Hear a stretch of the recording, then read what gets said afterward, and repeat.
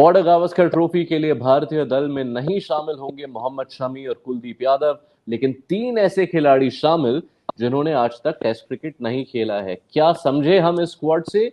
इसके लिए हमारी मदद करेंगे एसपीएन क्रिकेट इन्फो हिंदी पर संजय मांजरेकर। संजय, शुक्रिया आपके वक्त के लिए। थैंक आपके यू। फर्स्ट थॉट्स बताइए, ये 18 मैन स्क्वाड जिसमें 3 ऐसे खिलाड़ी जिन्होंने कभी टेस्ट नहीं खेला है।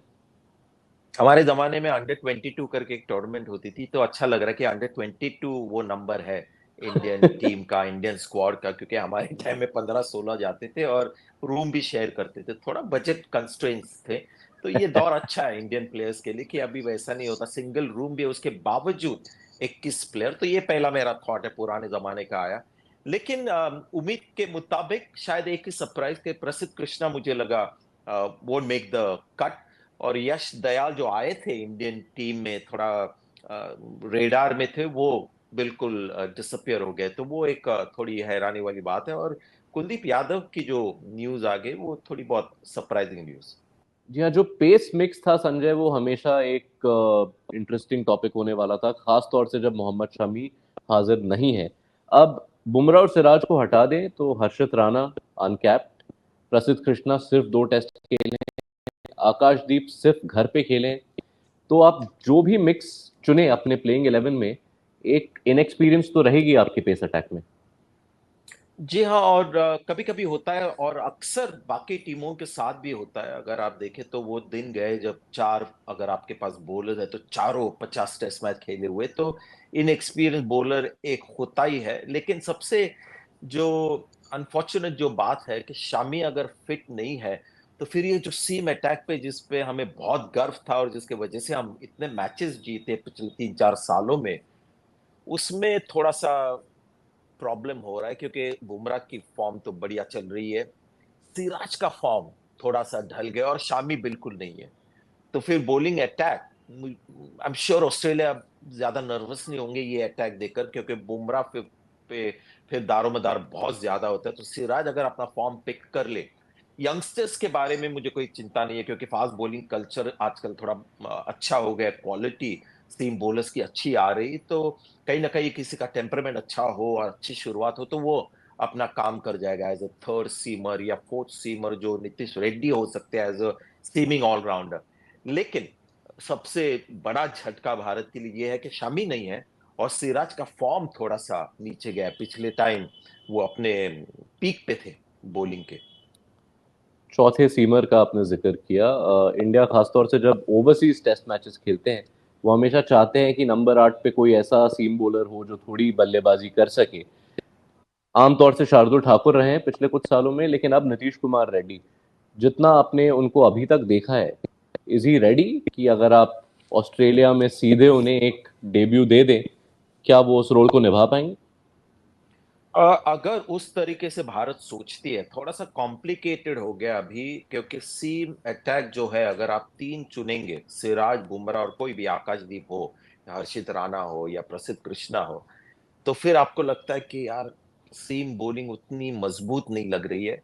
लेकिन स्पिन में आपके पास तीन अच्छे ऑप्शंस है। कुलदीप यादव है नहीं, लेकिन वॉशिंगटन सुंदर जिन्होंने बहुत ही अच्छी शुरुआत की अपने करियर की, टेस्ट करियर की, आई मीन इंडिया में जो उन्होंने परफॉर्मेंस दिखाया। और फिर अश्विन और जाडेजा, एक्सपीरियंस आपके पास बॉलर है। तो कहीं ना कहीं मुझे लगता है अगर सीम फ्रेंडली पिच भी हो तो भारत शायद टेम्प्ट होगा कि दो स्पिनर्स खिलाए। और अगर फोर सीमर्स खेलने की नौबत आ जाए तो फिर आई थिंक शार्दुल ठाकुर की तरह नीतीश रेड्डी टीम में आ जाएंगे। ओके, तो अब अगर भारत चाहते हैं कि वो 2 स्पिनर खिलाएं, कुलदीप यादव का ना होना एक और भी बड़ा मिस बन जाता है, खास तौर से जब आप ओवरसीज कंडीशंस में हमेशा कुलदीप को बहुत रेट करते आए हैं। जी हाँ, हम रेड बहुत करते हैं लेकिन उनको उतना खिलाते नहीं। लेकिन मैं मानता हूं कि अच्छे पिचेस के ऊपर कुलदीप यादव की वैल्यू और भी पता चलती है सबको। अगर चार स्पिनर्स होते तो और भी सरदर्दी होती टीम मैनेजमेंट को, क्योंकि अश्विन, जाडेजा, वॉशिंगटन और कुलदीप यादव, उसमें से दो कौन खिलाए। और जब नौबत आ जाएगी कि एक ही खिलाना है, तो कुलदीप यादव गए तो थोड़ी सी समस्या जरा कम हो गई है। लेकिन जी हाँ, एक सेटबैक जरूर है। लेकिन इंटरेस्टिंग चीज कुलदीप यादव को लेकर यह है कि बहुत ही काबिल स्पिनर है, लेकिन कम खेलते हैं भारत के लिए।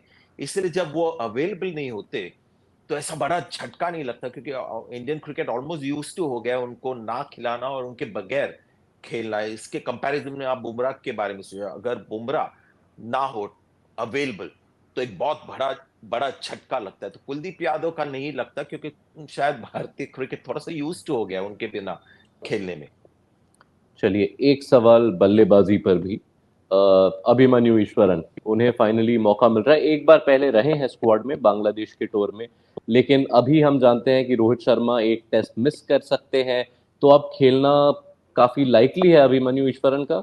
एक जस्ट रिवॉर्ड एक इतने बेहतरीन डोमेस्टिक परफॉर्मर के लिए।